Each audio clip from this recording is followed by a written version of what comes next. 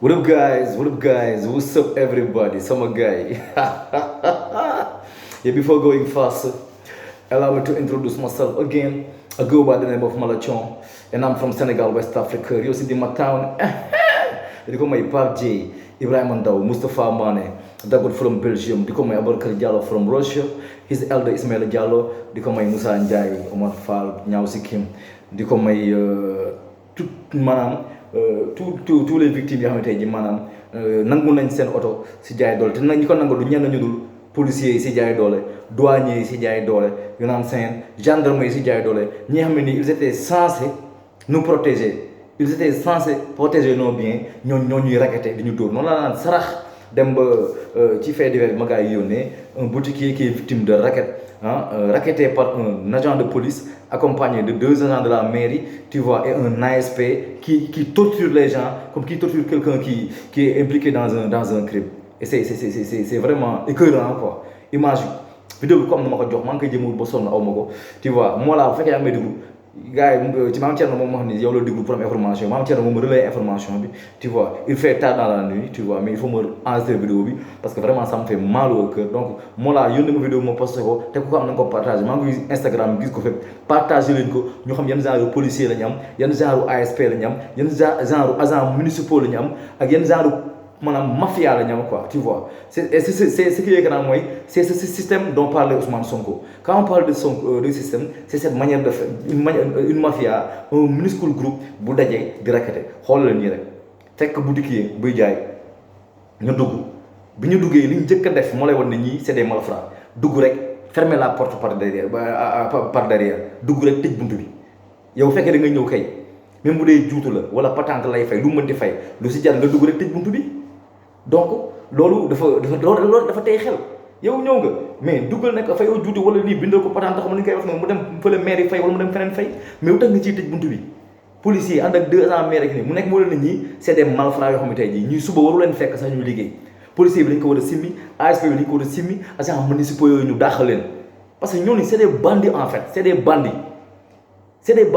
te damay sant yàlla sax ba léegi maanaam portable am gars yi yow leen seen portable loo leen romb mu ne si mbedd mi filmer leen ko mettre ko devant la public policier bu jàpp chauffeur di la fayloo ay affaire yu kenn kiiwul jël sa portable nga filmer ko nga dugal ko parce que ñii mérité wuñu dara c'est des bandits yu solo ay uniforme c'est des voleurs ay sàcc lañ c'est de vrais malfrats léegi sàcc yi duggatuñu si ay boutique dajji ko masse gars yi courant mais policier ASP mooy ñëw léegi dugg ci boutique laaj boutique bi ne nga war a fay patente ne ko 50 000 ngay fay wàññi ko 30 000 la am mu ne ko boo kiiwul ma def la comme daaw wàññi ne ko daaw ni nga defoon masse ma mu ne ko bu ren bee gën a tar boo deful noonu laa lay defaat et ces gens là sont censés nous protéger et ces gens là la ñuy wax homme de loi wala homme de bois way homme de bois ça c'est écœurant quoi tu vois di lekk xaalis bu lewul fekk kuy daan doole ngeen koy torturer pour jël ko si vous êtes mal payé ngeen def leen clamé ngeen dem clamé ci comment dire si Macky Sall wala ngeen dem clamé ko ci keneen quoi mais fekk koy daan doole ngeen koy jaay doole quoi te ça lii la système bii la Sonko wax ça c'est une mafia c'est une manière de faire bu am moom la gars yi daj ci tali yi policier bi na jàppee duñ la bindal pour nga dem fay déedéet ñoom ngay fay ñoom seen bopp ngay fay koo ci gis mi ngi dawal oto koo ci gis maanaam tey jii boo ko jëlee yóbbu ko ci bureau day feebar ñoom bàyyi leen ci tali bi ñii bàyyi leen port 15 oto yu ñu génn lekk 2 du ñu lekk lu lew tu vois am solidarité na lii mooy mafia xoolal ma bii c'est rek un agent de police un ASP parce que sax léegi agent de police yi léegi ñoom digg naa def duñu liggéey ASP yi la ñuy jël en complicité avec eux ñu dem def le sale besoin sale besoin bi ñëw coopérer ñëwaat mais li moom si dëkk bi tamit sax da ko war a xam le ministère de l'intérieur da ko war a xam ni policiers yi nekkuñ ci tali bi dul racket di racket chauffeurs yi di racket borom chauffeur Dacia yi di racket ñëpp police ba tali bi moo leen gënal bureau bi c'est des bandits en uniforme tu vois lii di waxoon ci texte rabam yalwaankat bi policier la bu civilu rek yalwaankat bi policier bu civilu rek cette phrase là elle est pleine de sens parce que amuñu rasu amuñu éthique amuñu benn formation il ne mérite même pas de représenter la loi homme de loi non homme de bois fekk nit si politique am nga permettre par derrière fayal li mu ne duma ko fay nga dugg di jéem a affaire yi te c'est une mafia un système ñoom ñëpp ñu couvrir leen plein ASP bi plein policier bi agents municipaux yi ñoom ñooy nangu juuti yi waa ji ne 30 000 ñu ko 50 000 par force mais loolu lu si masse courant outil loolu lu si tëj buntu ba mu fermé nii ñu koy troxal di ko def dara maire yi nekkoon foofu tem mooy tu entends leur cri ñu koy dóor pour lan parce que dafa war a fay mais c'est du n'importe quoi dans ce pays c'est du n'importe quoi dans ce pays te lii gars yi dañ ci war a wax lii gars yi dañ ci war a wax c'est anormal seen boo leen gis léegi xool da leen ko filmer seen boo leen gis da leen ko filmer te yéen waru leen jàpp ay sàcc waru leen jàpp ay sàcc parce que les voleurs sont c'est vous da ngeen war a xool seen bopp quoi ngeen raxas seen bopp ça c'est humiliant quoi c'est humiliant ba pare waa ji dem 3 commissariat bu Yëmbal bu Thiaroye bu Pikine mu déposer plainte ñaaka nag ñoo plainte bi waruñu ko jël parce que affaire municipalité la fële nga def sa maire ba nga war a dem mais j'ai honte quoi lépp complicité parce que lan affaire corps la quoi te man loolu dama ko yàgg di wax ci corps policier yi nii quoi parfois dañuy jàpp civil di leen torturer pour ñoom civil mbaam la nit civil day joxe policier bi tooñ ko mu jël ko yóbbu bu demee weneen policier bi du laaj tax loo leen jotee day ñëw rek tëj yóbbu par force te boo demee policier bee ko tooñ mais ça c'est anormal on est dans quel pays laaj juuti xam nga laaj lan dafa jar ngay maas nit courant ba pare nga koy menace naan boo ko fayul tamit je vais réitérer les mêmes faits mais saa yi kii deful crime reyul nit mais bu nit bu rey nit sax war a ñëw di ko maas comme ça mais loolu ngeen di dundee seen salaire doyu leen sàcc jàpp baadoolo yi di leen sañee di leen raqueter fu ne bu doy ñuy jëlee seen wàll fële jël ay bien wu jàmbur yóbbu seen kër yi sàcc tomate yóbbu seen kër yi sàcc ay ouvreur yóbbu seen kër yi sàcc ay oto yóbbu seen kër yi parfois ñu dañ ko teg ko seen fi ñu ko teg seen engrais ba pare génn ne la douane vent ay ñoo xam tey dañoo dem Italie neige bi taw bi ñuy plongé ay kii ñibbi ay mango ba indi oto am problème de douane ngeen gaare ko foofu noonu après yéen a koy jël jaay ngeen def loolu dina leen jig la moo tax ñu naan ay douanier du màgget parce que sàcc tax loolu lekk lu lew ABC jabar lu nekk di leen dal la moo tax ay policiers parfois ñu camion ñàkk frein fekk leen fiir leen ñu dee parce que doo leen lekk lu lew y a trop de tabou dans ce pays dañ ko war a wax soo demee ci police yi soo bëggee légaliser mel ni ay mbaam la ñuy romb bu ñu waree ñëw 8 heures ay 10 heures Macky Sall ay 10 heures la ñuy xëy bu ñu waree légaliser romb nit ñi fii insolent man ni ku romb ku non mais c'est n'importe quoi ñoom ñëpp noonu la ñuy def service d'hygiène noonu la ñuy def service d'hygiène dañuy dugg ci boutique di raqueter boutiquier yi te la plupart guinéens yi la ñuy raqueter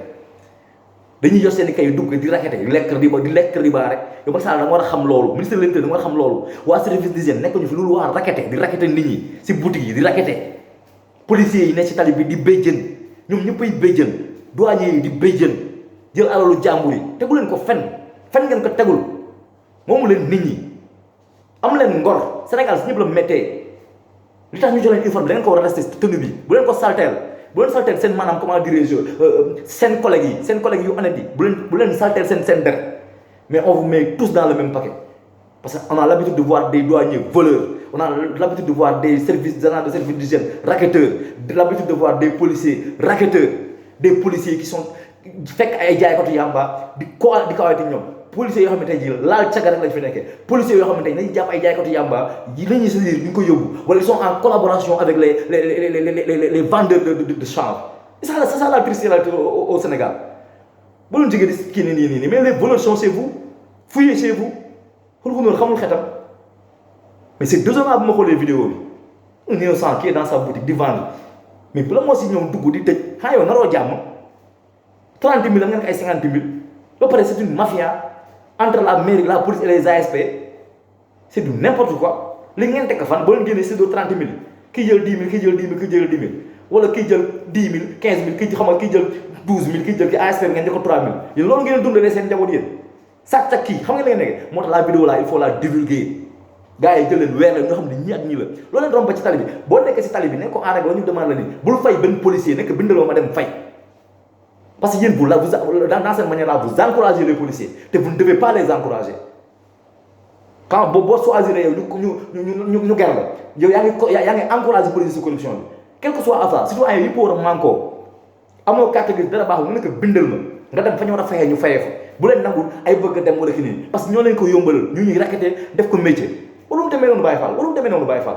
tu vois tëj boutique am di ko sonal quoi femme yi di yuuxu waa ji ne foofu ngeen naan daaw noonu la woon ngeen da nga koy masse courant quoi pour 30 000 francs ngeen ni masse doomu jàmm xam ngeen décharge électrique yooyu lu muy def si lu muy def si yaramu waaj daf 30 000 francs vous êtes ingrat te boutique boo leen gën a dugaat beneen du ko ba la journée vous faites 200 000 francs comme ça wala 300 000 francs comme ça seen salaire sax doo leen ko laal jëndee ko oto bi da ngay daw accidenté camion mooy jaar sa kaw nga dee parce que oto bi lewul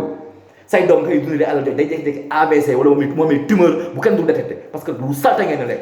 Et quand Sonko parle de système, ces imbéciles comme Mamgour, Ndella Madior et Cheikh Yérim Seck qui ne sont même pas capables de définir qu'est-ce que c'est que le système. Et c'est ça le système dont parle Sonko. Moi, un petit littoral, moi, un petit pétrole, moi, un petit agent municipal. Tu vas à Rufisque, c'est mal cette gueule. Maire là, jaay seen lu gëm ak yoon ak ñay la